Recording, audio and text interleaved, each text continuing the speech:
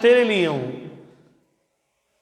آپ صلی اللہ علیہ وسلم کا فرمان مبارک ہے کہ اگر کوئی بندہ اللہ تعالیٰ کی طرف چل کے آتا ہے، اللہ تعالیٰ کی رحمت دوڑ کے اس کی طرف آتی ہے۔ اگر کوئی دوڑ کے اللہ کی طرف آتا ہے تو اللہ کی رحمت اس کو سینے سے لگا لیتی ہے۔ تو اللہ تعالیٰ تو ہر وقت اپنے بندے کو اپنی طرف بلا رہے ہیں۔ یا عبادی الذین اسرفوا، اللہ تعالیٰ نے بڑا زبردست انداز اختیار فرمایا اس آیت کے اندر۔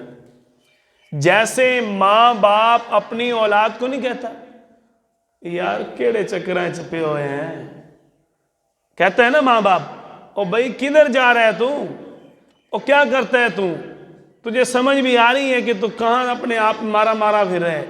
یہ اسرفو کی تشریح ہے۔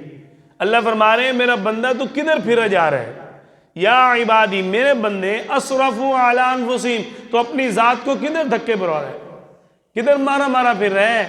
لا تقنطوا من رحمت اللہ، اپنے اللہ سے مایوس نہ ہو، اپنے رب کی طرف آ جا۔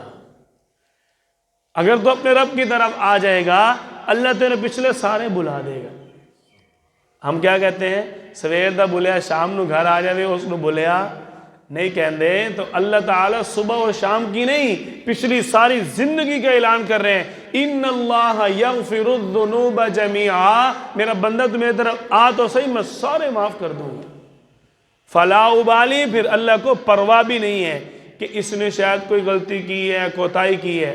یہ کیوں فرمایا اللہ تعالیٰ نے کہ تیرے اللہ نے اگر تیرے سارے گناہ معاف فرما دیے تو تیرے رب کو پھر پرواہ بھی کوئی نہیں کہ تیرے اتنے گناہ معاف کر دیے۔ کیوں فرمایا؟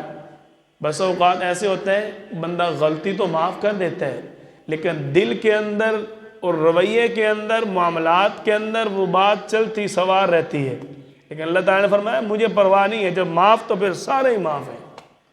اس لیے اللہ تعالیٰ نے ہمیں موقع دیا